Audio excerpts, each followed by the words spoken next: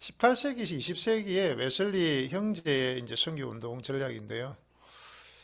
웨슬리 형제는 영국 앱서워스에 있는 어떤 비국교도 이제 성직자인 이 사무엘 수잔나 어떤 부부 가정에서 태어났습니다. 그래서 부모님의 어떤 경건한 신앙 훈련을 영향을 많이 받았다고 합니다. 그래서 옥스퍼드 대학에서 이제 뭐 홀리 클럽을 조직해서 거기서 이제 조지 휘필드라는 또 어, 이제 감리교 칼빈주의 감리교 목사와 더불어서 어떤 초대교회 신앙생활을 사모하는 그런 열정들이 있었던 분들로 알려지고 있습니다. 특히 이제 이두 웨슬리 형제는 청교도 신학자들의 어떤 책들을 많이 탐독했다고 합니다. 그래서 거기서 큰 도전과 영향을 받았습니다. 근데 이제 1735년에 이제 선교사로 이제 파송받는 일이 생깁니다. 미국 조지아로 이 두 형제가 이제 파송을 받게 되는데, 근데 동생 찰스가 이제 건강이 약화됨으로 해서 1년 만에 그냥 귀국이 되고, 이제 존 웨슬리 같은 경우도 이제 중간에 계속 사역을 하다가 그만 이제 실연을 당하는 관계로 이제 또 중도에 사역을 중단하고 귀국하는 일들이 생깁니다. 근데 이제 조지아에서 뭐 홀리 클럽에서 이제 옥스퍼드의 홀리 클럽을 그런 사역을 하는 것처럼 그게 주중에 한두 차례 정도 신앙 모임을 이끌었다고 합니다. 그러면서 경건 훈련을 통한 제자와의 힘을 기울였었습니다. 그렇지만 이제 미국에서의 사역이 그렇게 원활하지 못했지만은 미국에서 독일 모라비안 선교사들과의 만남이 굉장히 큰 어떤 변화의 감화를 받는 그런 시간들이었는데, 특히 구원의 혁신과 구령의 열정을 도전을 받는 시간이었다고 합니다. 그래서 당시에 이제 모라비안 선교자가 지도자가 관리하던 어떤 알데스게이트라는 거리에서 작은 모임에서 이제 루터의 로마서문을 읽는 가운데 마음이 뜨거워지면서 삶이 새로워지는 경험을 하게 됐다고 합니다. 존 웨슬리 같은 경우는 이러한 경험을 하고 나서 이제 모라비안 선교의 총사령부가 되는 독일의 헤르누트를 방문하게 됩니다. 그리고 거기서 이제 모라비안 운동의 창시자인 진젠도르프 백작을 만나게 되면서 교제를 이루면서 그렇게 많은 도전을 받게 됩니다. 그래서 이후에 이제 웨슬리 형제로 유명한 것은 구령의 열정이 어떤 대명사로 알리지 않습니까? 그래서 그런 가운데 조지 휘필드라는 어떤 동역자를 만나게 되고 노방전도 초청을 말미암아 거리에서나 어디에서나 복음을 전하는 그런 열정적인 사역자로 헌신하게끔 됩니다. 그래서 사역의 범위도 확장이 되고 규모도 커지면서 이제 모라비안 선교 조직처럼 이제 어떤 소규모 모임인 밴드와 이제 클래스를 만들어 가지고 이제 초신자 혹은 기존 신자들을 모아서 신앙적인 어떤 성장을 도모하게끔 하게 됩니다. 이런 작은 양육 모임은 당시 영국 국교의 신앙 침묵 단지였던 어떤 그런 소사이어티를 본받아서 50명여 명 이상이 모이는 어떤 신앙 협의회로서의 어떤 소사이어티에 가입하게 됩니다. 그래서 이러한 소사이어티가 전국적으로 이제 조직이 되고 그 웨슬리 형제가 이제 연합 소사이어티를 결성하고 이게 이제 결국은 감리교회의 어떤 초석이 된다는 것이었습니다. 그러면서 이제 어떤 웨슬리 형제의 신학이 이제 어떤 사람의 타락과 하나님 은혜를 강조하는 면에 있어서는 이제 장로교 칼빈주의 신학과 통하는 부분이 있습니다. 그런데 이제 좀 다른 것은 성령의 두 번째 축복을 강조하면서 이것을 성화와 연결을 시켜서 완전성을 이루기 위한 이제 사람 자유 의지의 자발적인 노력의 필요를 역설합니다. 그것을 이제 알미니안 신학으로 이제 저희가 이해를 할 수 있겠습니다. 특히 존 웨슬리는 이러한 완전성을 위해서 사람의 노력을 어떤 구조적인 면에서 어떤 보충시키려고 했었는데요.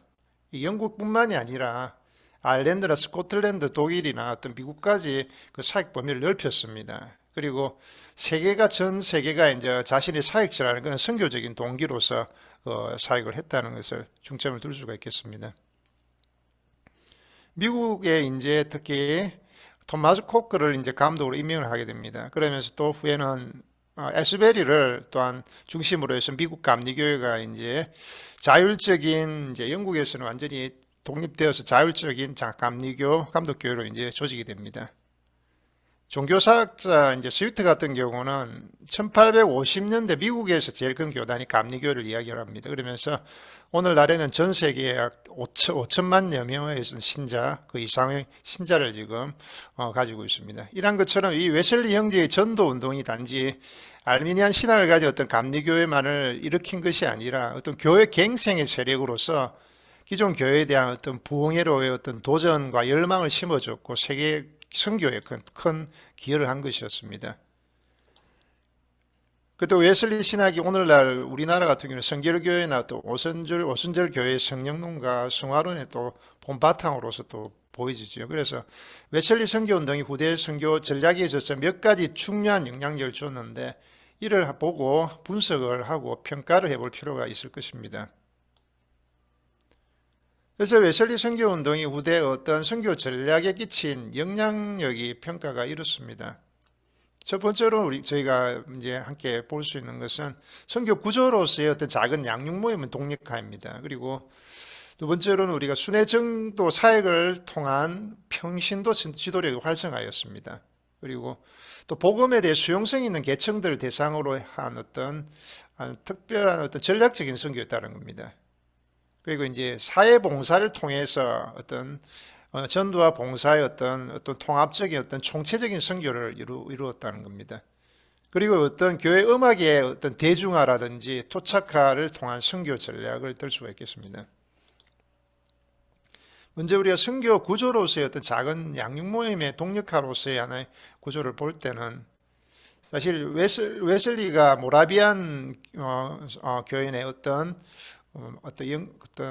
부흥에 갈망함과 그런 부분들을 도전을 받았던 것처럼 모라비안 교회는 교회 안의 교회를 주장을 했었습니다. 그렇지만 이것과는 좀 다르게 웨슬리 형제는 어떤 선교를 수행할 때 도구로서 양육과 훈련을 위한 어떤 밴드와 클래스를 사용해서 소그룹 모임을 주로 사용한 부분들이 있습니다. 소그룹 성경 공부 부분들하고 오늘날은 좀 일치하는 부분들이 있습니다.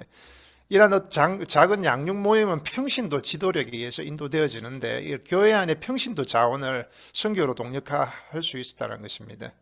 그래서 짧은 기간 내에서 어떤 기동성 있게 넓은 지역으로 확장이 될 수 있었고 이는 소사이트로 연결이 되어 후에 교회 기반이 되었다는 것입니다. 그리고 이러한 어떤 작은 모임을 통해서 이제 초신자나 어떤 기존 신자에 대한 양육이나 훈련이 이제 되었었는데 사실 웨슬리의 어떤 알미니안 신화의 구조적인 반영이었기도 했습니다. 그렇지만 실상은 칼빈주의적 감리교이라고 불리는 조지 휘필드에서 이루어졌습니다.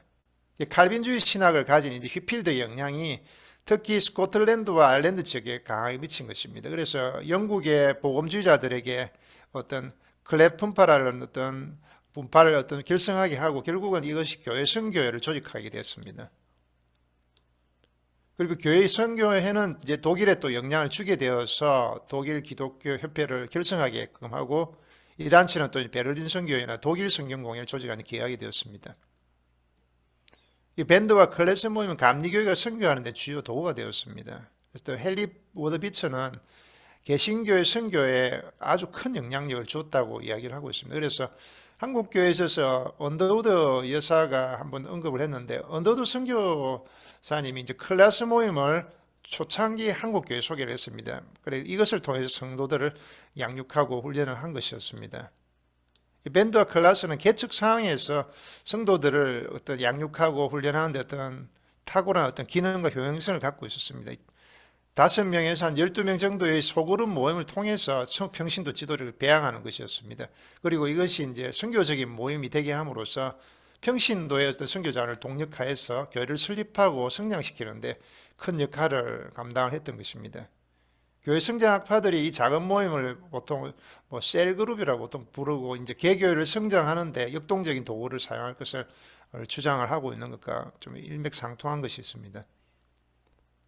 그래서 두 번째로는 또 순회전도 사역을 통한 평신도 지도력이 활성화되는 부분인데요. 웨슬리는 생애 동안 어떤 25만 마일 킬로미터라면 40만 거의 한 3,000km 가까이 그런 거리를 말을 이용해서 순회를 하면서 설교를 했는데 한 4만여 번 정도의 설교를 했다고 합니다. 미국 감리교회를 정착시키는 큰 역할을 했던 에즈베리 같은 경우도 순회전도 사역을 주로 힘을 기울였고 이것이 감리교회 성장의 주요한 원인으로 작용했다고 합니다. 또 순회전도 사역자는 목회자나 평신도 중에서 뽑혔는데 저들은 뭐 보통 조사라고 뭐 헬프나 뭐 어시스턴트라 해서 조사라고 불리었습니다. 순회전도자 같은 경우는 이제 교구 감독의 관리하에서 자기 신에게 할당된 구역 안에 어떤 밴드 혹은 클래스를 돌보면서 교회를 설립하는 일을 감당을 했습니다. 그리고 이러한 사역에 있어서 어떤 교회의 선교 자원을 기동성 있게 독립할 수 있고 또 전략적인 지점에 교회를 세우며 개척적인 상황에서도 평신도 지도력을 최대한 활용을 할 수가 있었습니다.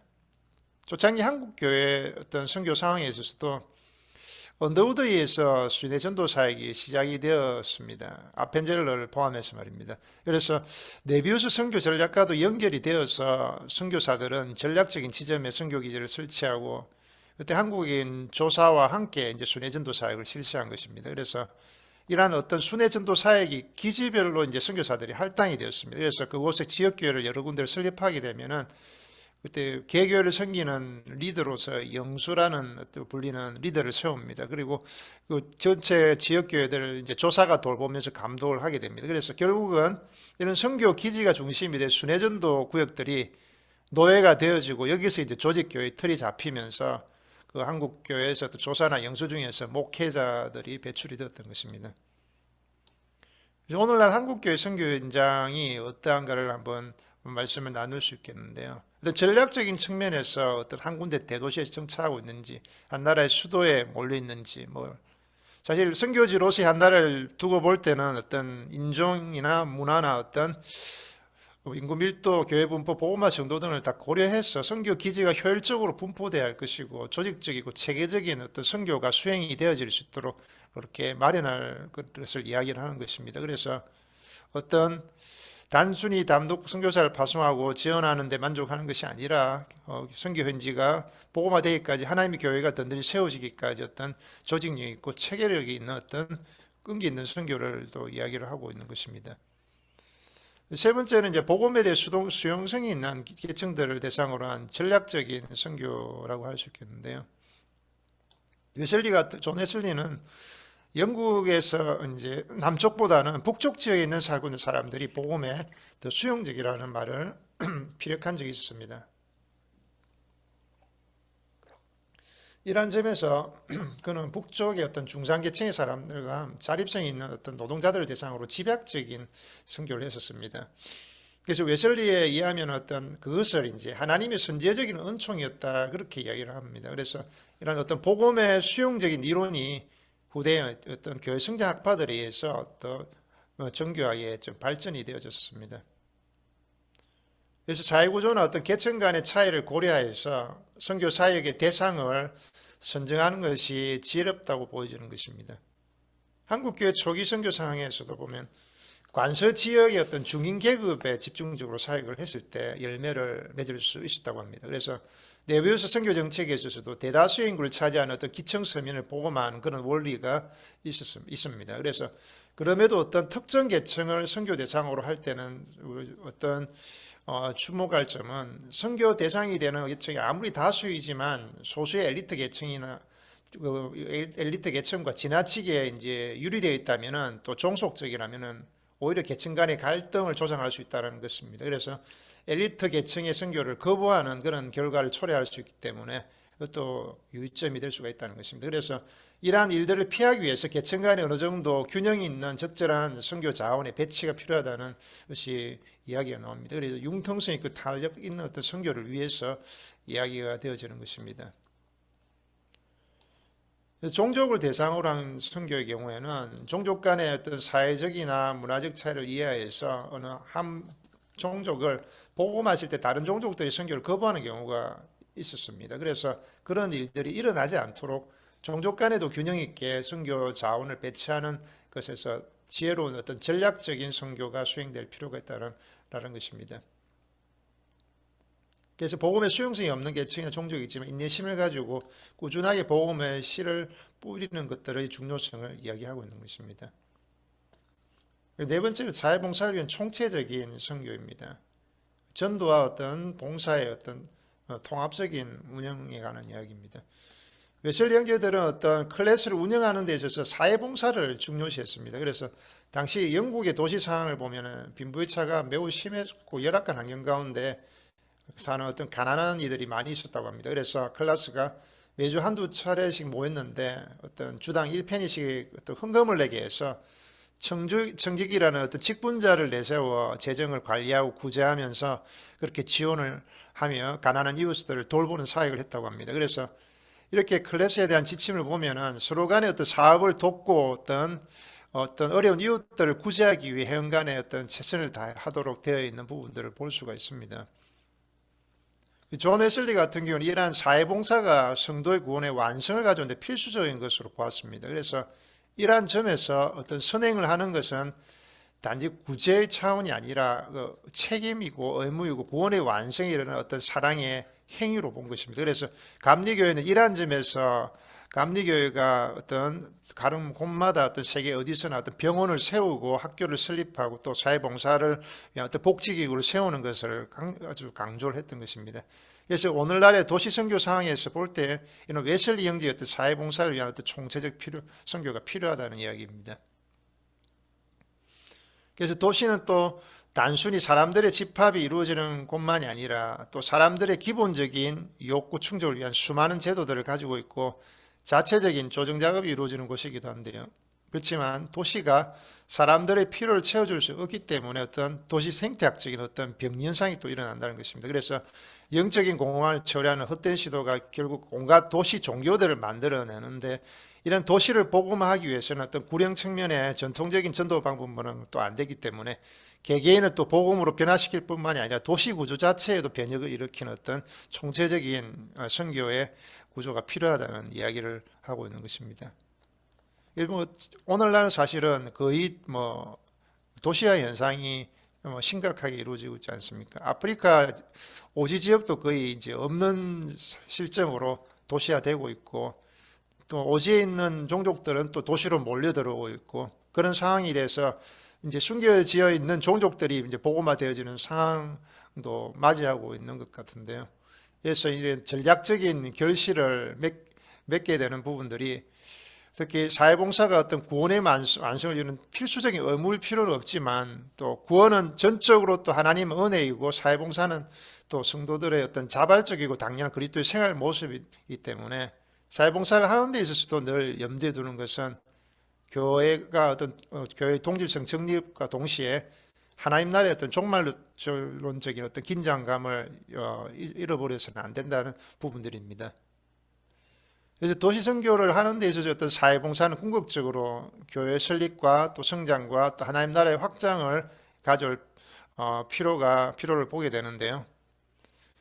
어떤 단순히 인본주의적 박애시설로만 기능을 하고 성경적인 하나님 나라의 열매와 어떤 결실과 그런 상관이 없다면 그것은 온전한 선교라고 보기는 힘들 것입니다. 이 도시 선교는 웨슬리 형제가 모범을 보인 것처럼 또 조직적이고 체계적일 필요가 있고 또 성육신의 어떤 자세와 자기 희생과 헌신, 절제가 또 요구되는 부분들이 있는 것입니다. 그래서 도시 구조를 변혁시키는 데서 또 궁극적인 목적은 교회 또 하나님의 백성을 통한 왕국의 변혁이지 또 구조 변혁 자체는 아닌 것을 또 분명히 해야 될 필요도 보여집니다. 그래서 이에 적절한 어떤 선교 방법과 과정에 대한 어떤 피드백도 필요하다는 결론이 나게 됩니다. 여섯 번째로는 교회 음악의 대중화와 어떤 토착화를 위한 선교 방법입니다. 존 웨슬리 동생 찰스 웨슬리가 음악으로 선교 사역에 기여한 바가 큽니다. 전통적인 영국 국교회에는 경직되고 맨발한 의식용의 음악을 갖고 있었다고 합니다. 그래서 이 음악들이 불신자의 심령을 일깨우거나 성도들에게는 어떤 신령과 진리의 어떤 예배 의식을 일으킬 수 없었기 때문에 찰스 웨슬리는 수많은 찬송곡들을 그렇게 작곡 작사를 했었습니다. 디니드에 의하면은 어떤 찰스 웨슬리 같은 경우는 세 가지 목적으로 교회 음악을 발전시켰다고 하는데요. 첫째로는 기독교인들에게 성경적인 진리를 깨닫게 하거나 가르치기 위함이었습니다.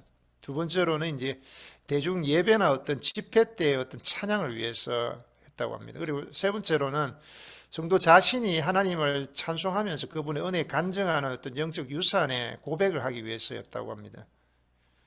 웨슬리 형제는 어떤 전도 집회 시 이 음악을 활용함으로 해서 선교에 효과성을 가져왔습니다. 그래서 제 웨슬리 음악은 어떤 대중들이 이해하고 공감하는 대중의 언어로 표현이 되었습니다. 전도 효과에도 그다란 결실을 맺게 되었습니다. 교회 음악에 미친 이 웨슬리 형제의 영향력은 아주 크게 나타나고 있습니다. 우리나라 찬송가에도 찰스 웨슬리의 곡이 무려 15곡 정도로 수록이 되어 있는 정도입니다. 그리고 선교에 있어서도 웨슬리의 음악을 통한 접근 방법은 유용합니다. 즉 이 말은 현지인들의 어떤 정서와 문화를 관가하지 않으면서도 진리의 말씀이 담겨 있는 내용으로 음악을 활용을 할 때에 이 전달 매체 효과를 극대화시킨다는 이야기가 될 수 있겠습니다. 그래서 현지인들이 이해할 수 없는 어떤 이국적인 표현이나 이질적인 정서를 불러일으키는 교회 음악은 선교에 있어서 성경적인 상황을 가져올 수가 없다는 것입니다. 오히려 교회 성장이 오히려 장애 요소로 나타날 수가 있다는 이야기입니다. 그래서 이런 점에서 어떤 선교 지도자는 교회 음악을 활용함에 있어서 지나치게 또 경직되거나 부정적인 태도에 임하지 않고 현지인들의 어떤 전인격적인 성장과 하나님 나라의 변혁을 위해서 창의적이고 적극적인 그런 방법으로 음악을 이제 활용할 필요가 있다는 이야기입니다.